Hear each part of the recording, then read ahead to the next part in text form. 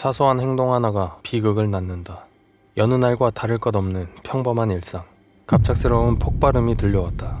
그리고 저 멀리 보이는 하늘을 가득 메운 검은 연기. 잠시 뒤 그 검은 연기가 걷히기 시작했다. 그리고 연기 너머로 희미하게 모습을 드러낸 그것은 까맣게 그을린 채 쓰러져 있는 한 소년이었다. 1960년대 미국. 전국을 거미줄처럼 연결하는 고속도로 건설은 국가의 부흥과 진보를 상징하는 거대한 프로젝트였다. 펜실베니아주 역시 예외는 아니었다. 1950년대 후반부터 60년대 초반에 걸쳐 수많은 언덕과 계곡을 가로지르는 81번 고속도로가 건설될 때 엔지니어들은 도핑 카운터의 한 지점에서 작은 계곡물과 마주했다. 그곳에는 이미 수십 년간 탐험가들의 발길이 닿았던 동굴이 있었다. 톰슨런 개울가에 있던 작은 채석장을 통해 들어갈 수 있었던 3개의 입구를 가진 동굴. 과거 카네기 가문이 소유했던 농지의 위치에 카네기 동굴이라 불렸던 곳이다.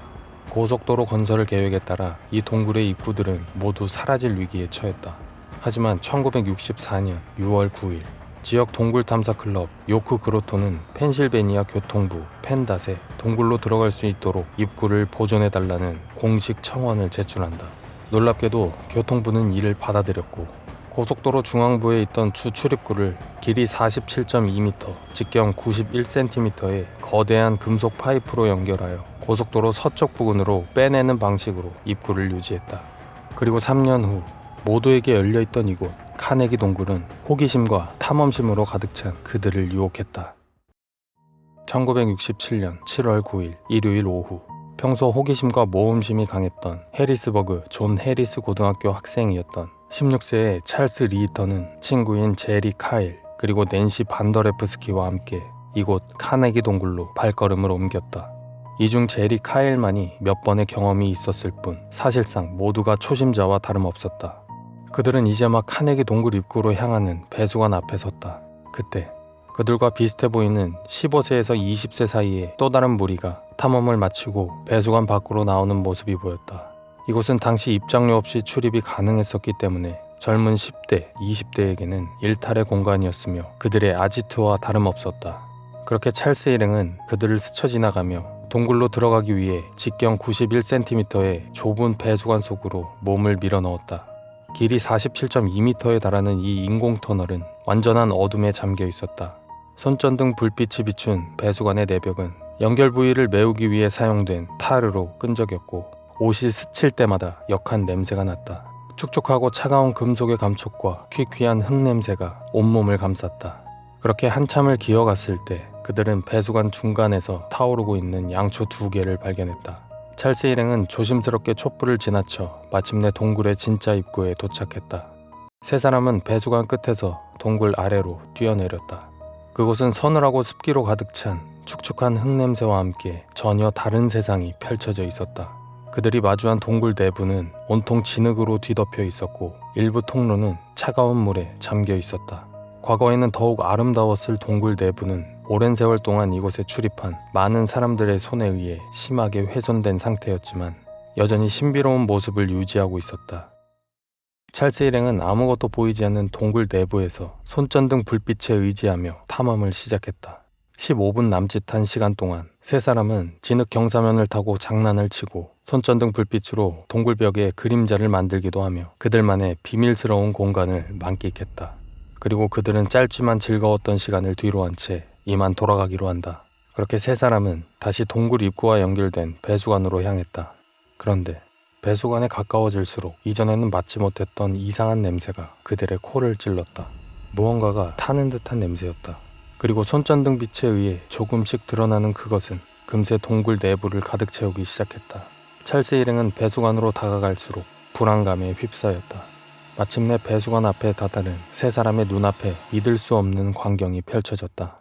그들의 유일한 탈출구인 직경 91cm의 좁은 배수관 전체가 걷잡을 수 없는 불길에 휩싸여 배수관을 완벽하게 막고 있었다. 불길은 배수관의 중간 부분에서 약 9m에 달하는 구간을 완전히 집어삼키고 있었다. 그들이 마주한 것은 단순히 뜨거운 불길이 아니었다. 당시에는 배수관 설치 시 방수와 부식을 방지하기 위해 타르를 코팅하는 것이 일반적이었다. 석유의 부산물인 타르는 그 자체로 매우 인화성이 높은 물질이다. 특히 밀폐된 공간에서 타르가 타기 시작하면 단순히 불길만 치솟는 것이 아니라 다량의 유독성 연기와 함께 폭발적인 연소를 일으킬 수 있다. 동굴의 출구이자 입구인 배수관은 코팅되어 있던 타르가 만들어낸 죽음의 터널로 변해버린 것이다.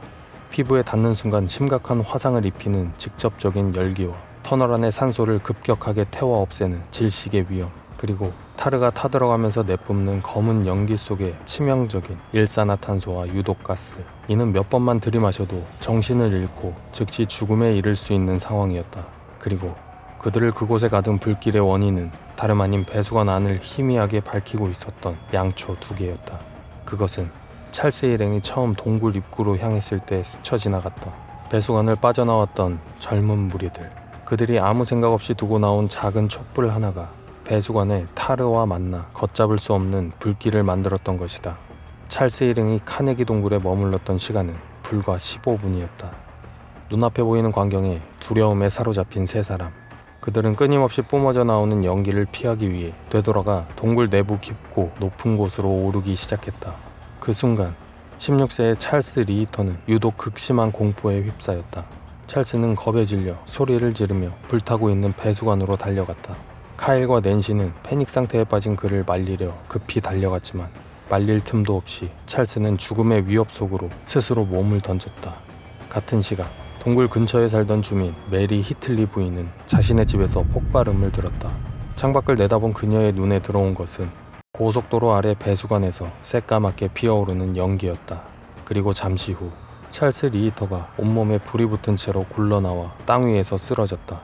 히틀리 부인은 즉시 로어 팩스턴 소방서에 다급한 신고 전화를 걸었다. 곧 그곳엔 소방차의 사이렌 소리가 울려 퍼지고 현장은 순식간에 혼란에 휩싸였다. 하지만 구조대는 속수무책이었다.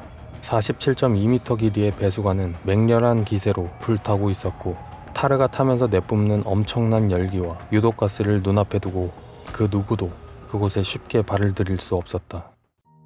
밖에서 구조작업이 정체된 그 시간, 동굴 깊은 곳에 갇힌 제리와 낸시는 시간의 흐름조차 잊은 채 공포와 싸우고 있었다. 유일한 탈출구는 불타고 있고 친구는 눈앞에서 끔찍한 모습으로 사라졌다. 희미한 불빛 하나에 의지한 채 그들은 연기가 더는 들어오지 않는 높은 곳으로 이동해 서로를 의지하며 버티고 있었다. 고요한 정적을 깨는 동굴 천장에서 떨어지는 차가운 물방울 소리, 그리고 머리 위에서는 고속도로를 지나는 트럭들의 소음이 희미하게 들려왔지만 그들의 비명은 닿을 리 없었다. 이 화재의 경우는 극도로 위험한 타르로 인한 특수화재였기 때문에 배수관 안에서 타르가 모두 타서 불길이 저절로 사그라질 때까지 하염없이 기다리는 것 뿐이었다. 그렇게 약 3시간이 흘렀다. 마침내 배수관의 불길이 꺼지고 현장에 대기하던 소방관들과 도움을 요청받고 달려온 지역 동굴 탐사 클럽 요크 그로토 소속의 숙련된 동굴 탐험가들이 조심스럽게 동굴 안으로 진입했다. 그들은 연기가 자욱한 배수관을 지나 생존자를 찾기 위해 동굴 깊은 곳으로 들어갔다. 이윽고 저 멀리 공포에 떨고 있던 제리와 낸시를 발견했다. 구조된 직후의 상황은 혼란 그 자체였다. 연기에 그을린 채 담요에 쌓여 멍하니 앉아있는 2 생존자에게 경찰의 초기 신문이 이어졌다. 그리고 얼마 지나지 않아 그들은 병원에서 친구의 비극적인 소식을 전해 들어야 했다. 찰스 리히터는 몸 전체의 59%가 불에 타는 극심한 화상을 입고 고통 속에 사투를 벌이다 결국 3일 뒤 세상을 떠났다. 한 학생의 비극적인 죽음은 당시 해리스버그 지역사회에 큰 충격을 안겼다. 누구에게나 언제든 일어날 수 있는 사소한 부주의와 작은 방심이 모여 발생한 사고였다. 찰스 일행에게는 이 카네기 동굴이 위험한 공간이 아닌 그저 신나는 놀이터였을 뿐이었다. 앞서 나간 10대 무리가 무심코 두고 온 양초 하나. 결국 그를 죽음으로 내몬 것은 활활 타오르는 불길이 아닌 찰스 리히터를 지배하고 있던 그 원초적인 공포였을지 모른다.